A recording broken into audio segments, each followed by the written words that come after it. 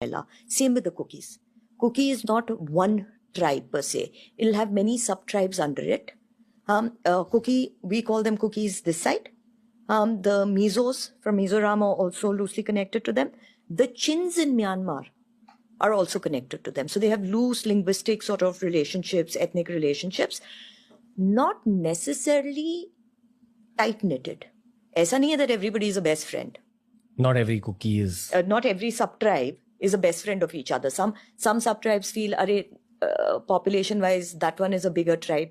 So hame dominate karta hai, hamara aspiration, they forget, So there is that kind of little inter-tribal rivalry, but the larger umbrella term is cookie. Gotcha. Okay. Back to the 2024 angle.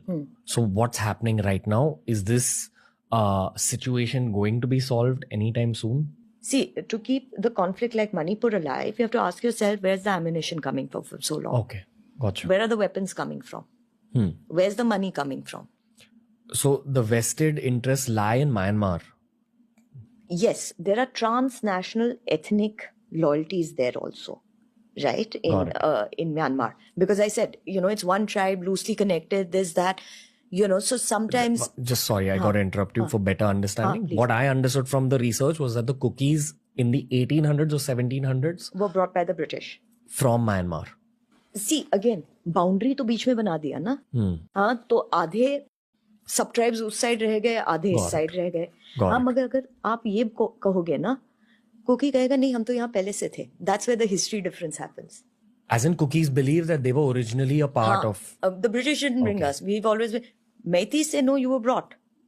Now we can debate this or whatever, but it might be better not to go into that territory.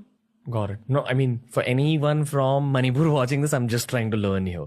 Coming back to the vested interests angle.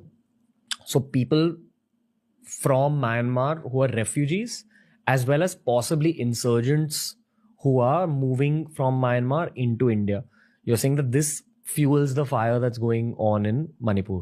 Yeah, of course, this fuels the fire. There are vested interests within Manipur also who would like to keep this running. They like to keep this running in order to make more money? More money? Conflict always makes money. How does this conflict realistically make anyone money? See, to keep a conflict running, you need to have some sort of trade going on.